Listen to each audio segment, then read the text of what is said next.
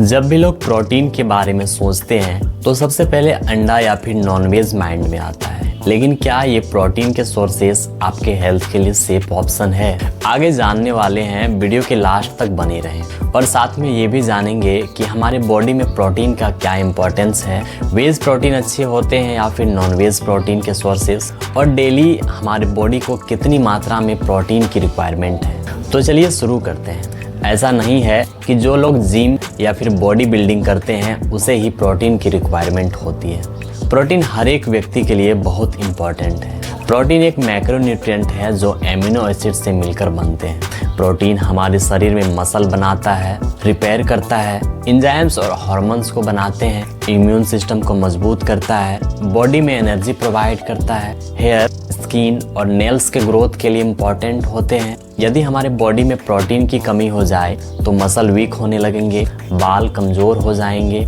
Skin dull होने लगेंगे, immune system कमज़ोर हो जाएंगे और थकान भी ज़्यादा होने लगेंगे। प्रोटीन का इम्पोर्टेंस तो हमने जान लिया। अब बात करते हैं कि हमारे बॉडी को डेली कितना प्रोटीन की रिक्वायरमेंट है ताकि ऐसी प्रॉब्लम्स हमारे बॉडी में ना हो।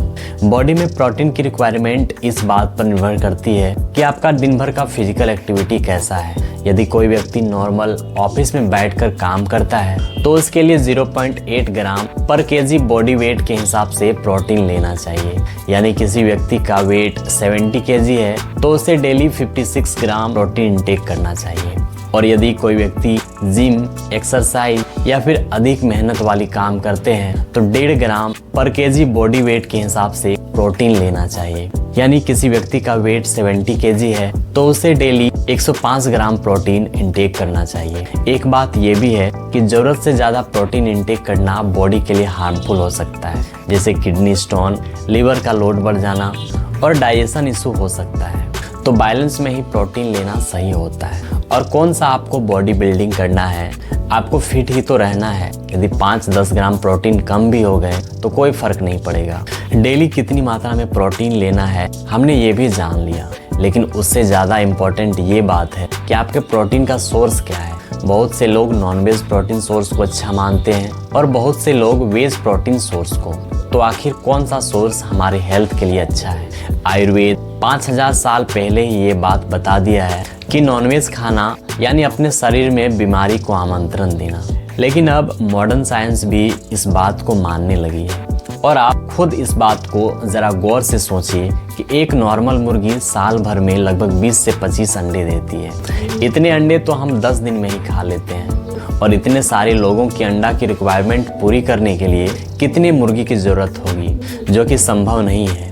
लेकिन अंडे की ज़रूरत को पूरा करने के लिए कॉमर्शियल फार्मिंग में एक मुर्गी से 250 से 300 अंडे प्रोड्यूस करवाते हैं। कैसे? डेली उन एनिमल्स में एंटीबायोटिक्स और ग्रोथ हार्मोन दिए जाते हैं और ये केमिकल्स अंडे या फिर चिकन के थ्रू हमारे बॉडी में भी आ जाता है। अब यदि आप प्रोटीन के नाम पर जाने अनजाने केमिकल्स या फिर एंटीबायोटिक्स इंटेक कर रहे हैं तो फिर क्या ही फ़ायदा होगा।